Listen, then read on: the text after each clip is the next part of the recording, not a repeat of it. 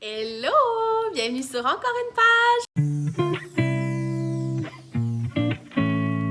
Aujourd'hui, on se retrouve pour l'annonce de la deuxième édition du défi livresque estival. L'an dernier, j'avais lancé ce défi-là parce que j'avais comme découvert les défis saisonniers et j'avais rien trouvé qui me plaisait vraiment pour l'été.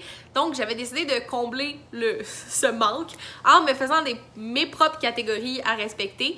Et vous aviez été quand même peut-être 30 à 50 personnes à embarquer. J'avais trouvé ça vraiment intéressant d'avoir des gens avec qui échanger de livres tout au long de l'été. Puis c'était spécial aussi de voir comment mes consignes pouvaient être interprétées, puis il n'y a pas de bonne façon de les interpréter, là. J'ai comme... aujourd'hui aussi, là, si vous avez le droit de tricher ou d'être à la limite de la catégorie, il n'y a aucun problème. On fait tout ça pour s'amuser, puis je pense que l'été, c'est un excellent moment pour justement pas respecter des règles, parce que en temps normal, on est en vacances, puis qui dit en vacances dit relâchement. Fait que je pense que c'est tout indiqué, en fait, de ne pas respecter tout à fait les catégories. Premièrement, comment ça fonctionne le défi livresque estival? Cette année, j'ai inventé deux façons pour valider notre challenge. L'an dernier, j'avais dit, vous lisez un livre et c'est réussi, mais cette année, le minimum qu'il faut lire, c'est 2. Il y a deux façons de valider votre défi et ça va être deux façons aussi de faire votre pile à lire, dépendant de ce qui vous intéresse ou à quel point vous avez envie de vous challenger. Je sais qu'il y en a plusieurs qui aiment pas tant les défis qui s'étirent sur 3 mois. Si vous avez quand même envie d'embarquer dans le défi livresque estival, je pense que les catégories vous permettent de juste choisir qu'est-ce qui vous intéresse ou de les faire dans un certain temps, là, si vous ne prenez pas les 12 catégories qui existent. Donc, la première façon de valider son challenge, ce serait de lire un des deux menus ou les deux. Vous choisissez, parce que cette année, j'ai décidé d'intégrer des menus. Je vais en parler juste après comment on valide le challenge, mais vous pouvez choisir le menu douceur ou le menu chaleur pour valider votre défi. Chaque menu contient 6 catégories, donc ça vous fera 6 livres à lire, 6 ou 12. Moi, ça risque d'être cette façon que je choisis de valider le challenge en lisant les deux menus au complet, étant donné que c'est le défi que j'ai créé. Je vais tenter de le relever. La deuxième façon, ce serait de lire un certain nombre de catégories dans les deux menus. Donc, vous choisissez, par exemple, une catégorie dans chacun des menus. Vous prenez celle que vous voulez, ce qui vous fait 2 livres à lire. Vous pourriez en choisir 2 par menu, ça vous ferait 4 au total. 3, 6, 4, 8, 5, 10. Et finalement, si vous choisissez 6 catégories par menu, ben vous avez comme un peu pris la première façon, lire un menu au complet. Donc, je trouve que ça, c'est une façon vraiment super agréable. Il y a quand même la sensation d'être challengé parce qu'on choisit un certain nombre de catégories, c'est moins aléatoire, mais en même temps, vous pouvez y aller avec votre propre rythme si vous n'avez pas envie de lire 12 livres cet été ou de lire 12 livres pour un défi. Ça aussi, c'est correct. Je pense que ce menu-là vous permet de un peu plus vous limiter et de quand même participer au défi livresque estival. Ici Anne-Claude du montage. J'ai oublié de préciser, le défi livresque estival se déroule du 1er juin au 31 août. Donc, pendant les 3 mois qu'on réserve à l'été, même si juin, c'est le début de l'été et que août, l'été n'est pas terminé, le défi va quand même prendre place pendant cette période estivale qui est le mois de juin, juillet et le mois d'août. Donc, j'avais oublié de le spécifier, mais c'est quand même assez important à savoir. On va passer maintenant au menu. Je vais commencer avec le premier menu qui est le menu douceur. Toutes des choses toutes douces qu'on aime, qu'on apprécie, qui nous font sentir bien pendant l'été. Donc, la première catégorie de ce menu, c'est crème glacée, limonade sucrée. Les paroles d'une comptine assez célèbre, ou en tout cas au Québec, je sais pas ailleurs, mais j'ai l'impression qu'en France aussi, c'est assez connu comme chanson.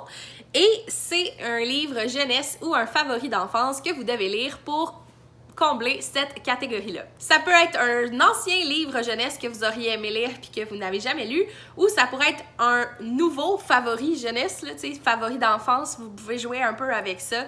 Ça peut être une relecture aussi d'un livre que vous aviez beaucoup aimé quand vous étiez plus jeune, qui fonctionne pour cette catégorie. Ensuite, deuxième catégorie, c'est sieste au soleil, et là c'est vraiment simple, c'est de lire un livre court, donc moins de 200 pages, Moi, là, pour mon challenge, il n'y a aucun problème si vous voulez lire des romans graphiques, des recueils de poésie, si vous voulez avoir des livres audio pour valider le challenge. Je n'ai aucun problème avec ça. Vous faites comme bon vous semble, vous lisez ce que vous avez envie de lire. Je vais pas commencer à dire que une est moins valide que l'autre. Vraiment pas. Vous n'êtes pas sur la bonne chaîne ici si vous voulez avoir une réglementation comme ça. Je ne crois pas à cette hiérarchisation de la lecture. Donc, un livre court, 200 pages et moins, celui de votre choix. C'est assez facile. Troisième catégorie, c'est solstice d'été. Le solstice d'été a lieu le 21 juin, en même temps que la Journée nationale des peuples autochtones. Je trouvais que c'était l'occasion d'intégrer littérature autochtone au menu du défi livresque estival. En plus que ça fait partie de la catégorie du mois de juin pour le Woman Up Challenge. Donc, vous pouvez faire une pierre deux coups si vous faites les deux challenges en intégrant votre lecture que vous vouliez faire en juin à cette catégorie. Quatrième catégorie du premier menu, c'est la chasse aux chanterelles. Et là, c'est un roman qui vous met dans une ambiance. Quelle ambiance? C'est à vous de choisir. Moi, j'ai quand même quelques idées parce que j'ai envie, quand on me dit ambiance, j'ai envie de quelque chose de un peu noir, un peu lugubre, un peu spooky, ça veut dire la même chose, mais un peu comme épeurant, mais intriguant. Ça, c'est mon type d'ambiance. Mais ça pourrait être aussi une ambiance de... je sais pas, une ambiance plus romantique, une ambiance plus d'aventure, une ambiance un peu genre chaleureuse avec des lumières, des petites bougies, une ambiance de roman Hallmark, il y a pas de problème. Quelque chose qui vous met dans un mood, dans une ambiance, c'est ça que je veux pour la chasse aux chanterelles. Surtout que la chasse aux chanterelles, dans la vraie vie, moi je trouve que ça fait vraiment journée où il y a plu la veille, tout est vraiment humide, puis là on va chercher des champignons dans la forêt. C'est ça un peu le mood et c'est ça la réflexion derrière la catégorie. Ensuite, S'mores sur le feu, et c'est un livre qui combine 3 choses que vous aimez.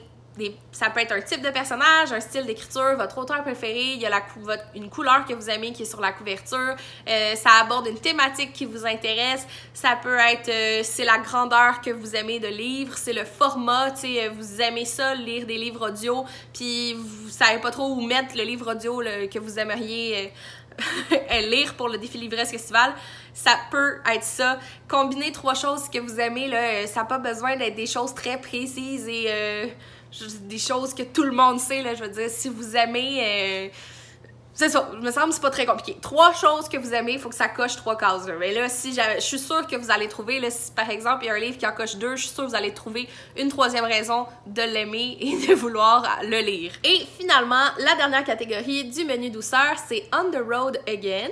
Et c'est un roman qui parle de voyage, d'escapade ou qui se passe dans un autre pays. Cette année encore, on ne pourra pas voyager en dehors du pays ou même peut-être en dehors de notre province si la bulle atlantique ouvre pas et si l'Ontario reste fermé, je sais pas où est-ce qu'on va pouvoir aller, peut-être en Vancouver en tout cas. Mais je pense que c'est un bon moment de s'évader à travers les livres, c'est un bon moyen de le faire en toute sécurité. Et il y a tellement de livres qui se prêtent à ça là, pour voyage, escapade ou dans un autre pays. Un autre pays, ça peut être un pays imaginaire aussi dans la fantasy, il y a pas de problème. Vous lisez ce que vous avez envie de lire qui fonctionne avec cette thématique.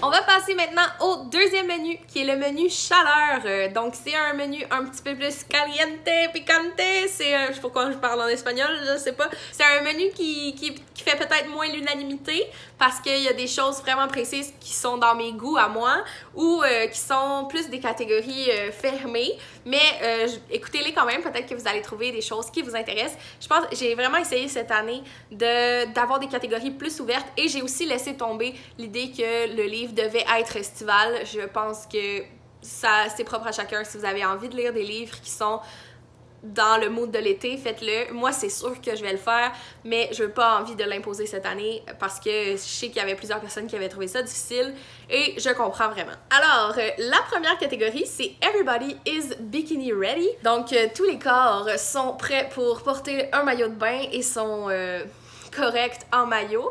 Ça fait partie de mes valeurs. Mais pour cette catégorie-là, je vous demande de lire un livre qui contient un personnage issu de la diversité. Choisissez votre type de diversité. Tant mieux s'il y a plus qu'un personnage dans votre livre qui fait partie de la diversité. Le titre de la catégorie, c'est Everybody, donc peut-être diversité corporelle, ça serait à privilégier, mais ça peut être diversité sexuelle, culturelle, diversité de capacité. Il n'y a pas de problème, tout type de diversité fonctionne avec la catégorie. Pour la deuxième catégorie du menu chaleur, on parle de feux d'artifice, donc pour moi, les feux d'artifice, c'est un moment que j'apprécie de l'été. C'est un moment pour moi où le temps s'arrête, où on fait juste regarder qu'est-ce qui se passe, les images dans le ciel. Et là, vous me voyez peut-être venir, mais on va intégrer des romans avec des images, donc bande dessinée, manga, romans graphiques. Tout ce qui contient des images fonctionne pour cette catégorie-là, quelque chose de beau que vous avez envie de lire. Qui parle de chaleur, parle de glissade d'eau. C'est la meilleure façon de se rafraîchir quand il fait chaud, c'est d'être dans l'eau. Mais je dois dire que les glissades d'eau, ce n'est pas mon activité préférée. J'aime vraiment pas tant ça. Surtout que je réagis vraiment pas bien au chlore, puis à la chaleur, puis à la crème solaire, tout ça mélangé. Je fais des grosses éruptions cutanées. Puis, en plus, oui, je suis d'accord que tous les corps sont beaux en maillot de bain, mais ça reste que si j'ai le choix, c'est pas en maillot de bain que je vais me tenir devant des gens. J'aime mieux être un petit peu plus couverte. Je suis peut-être un peu prude ou modeste, mais j'aime moins exposer autant mon corps. Et l'autre chose qui fait que j'aime moins les glissades d'eau, c'est que j'ai des verres de contact et je sais pas si c'est pour ceux qui portent des verres de contact, mais de l'eau dans des yeux, c'est vraiment pas facile à gérer. Fait que là, à toutes les fois que j'arrive en bas d'une glissade d'eau, je suis comme de l'eau dans les yeux. C'est pas mon moment préféré. Mais je trouvais ça important de le mettre dans le défi livresque estival parce que ça fait vraiment partie de l'été. Pour moi, c'est une journée où glissade d'eau, ça peut pas être une journée plus été que ça dans ma tête. Donc, pour lire cette catégorie, j'ai arrêté de parler de des glissades d'eau, mais il faut lire un livre qui parle de l'eau, du milieu aquatique ou qui se passe dans ce genre d'ambiance-là. Ça peut être la couleur aussi de la couverture qui est bleue. C'est assez facile, là, ça peut faire partie du champ lexical aussi de eau au milieu aquatique. Là. Si vous avez un livre qui contient le mot rivière, fleuve, vague, flot, aqueux, profondeur, en tout cas, tu sais, il y a beaucoup un très grand champ lexical avec le mot eau. Tout ce qui rentre là-dedans, ça peut fonctionner pour la catégorie. Quatrième catégorie du menu chaleur, c'est barbecue du dimanche. Et là, il faut lire un livre qui parle de famille, de secrets ou de faux semblants parce qu'un barbecue du dimanche, c'est une activité qui, pour moi, est vraiment familiale. C'est le genre de truc qu'on va faire l'été. Encore plus cette année si on peut pas se rassembler à l'intérieur. Je sais pas si on va pouvoir un jour se rassembler à l'extérieur, mais c'est ça. Je pense que c'est vraiment une belle occasion de partager des moments avec sa famille ou de partager des tensions. En fait, ça peut être vraiment intéressant, je trouve, de lire des sagas familiales pendant l'été ou des secrets. Ça peut nous divertir pas mal. Avant-dernière catégorie, c'est Sex on the Beach. Et là, c'est un roman érotique ou une romance. Donc, je vais mettre dans la barre d'infos la queen de la romance au Québec qui est Karine Dumas, donc Karine la bouquineuse. Vous pouvez certainement retrouver des excellentes suggestions sur sa chaîne. Moi, je vais probablement aussi m'en inspirer parce que ce n'est pas un genre que je lis énormément. Je trouve qu'elle, elle fait des très bonnes critiques, là, vraiment bien appuyées. Donc, il y en a plusieurs qui ont piqué ma curiosité depuis le temps que je la suis, mais je vais définitivement choisir quelque chose parmi le lot de ce qu'elle a présenté pour combler cette catégorie. La dernière catégorie du menu chaleur et du défi livresque estival, c'est lac aux sangsues. Et c'est-tu dégueulasse des sangsues? Donc, on veut lire des trucs un peu dégoûtants comme de l'horreur ou un roman policier, un thriller, un polar, là, des trucs comme glauque. C'est ça l'ambiance de cette catégorie-là. Donc, n'importe quel livre qui contient une genre d'intrigue meurtrière, c'est pas mal correct avec lac aux sangsues. Moi, un lac aux sangsues, là, c'est définitivement pas un endroit où j'ai envie d'être. Donc, j'ai pas envie non plus de faire partie d'une intrigue policière dans la vraie vie.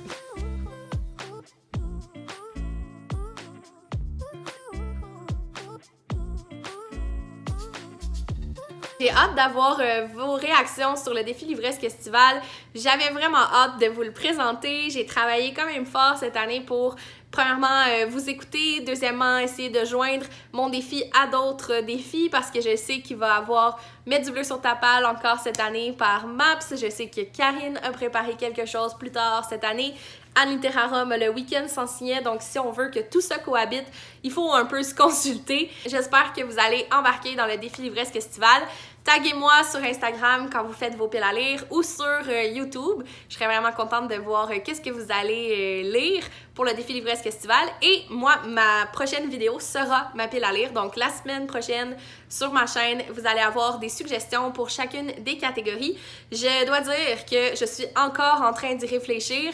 J'ai choisi pas mal ce que j'aimais, mais là je me dis est-ce que je me mets comme 2 choix pour chaque? Mais moi je le sais, j'ai une petite rigidité là-dessus et j'ai tendance à me dire ah non mais si je l'ai mis, il faut que je le lise. Fait que j'ai pas envie de m'imposer ce stress-là. L'an dernier, j'ai lu 25 livres pour le défi livresque estival et c'était un peu trop. J'ai comme un peu rushé. Puis c'était pas l'esprit du défi livresque estival, c'est quelque chose de doux, de plaisant et surtout de relaxant. Lire, là, c'est ça qu'on veut. On veut se reposer en lisant un bon livre qui nous plaît. J'espère que vous avez apprécié ma vidéo. Si c'est le cas, n'hésitez pas à la liker et à commenter. Sur ce, je vous souhaite du succès dans vos projets et dans votre vie et on se revoit très bientôt. Bye!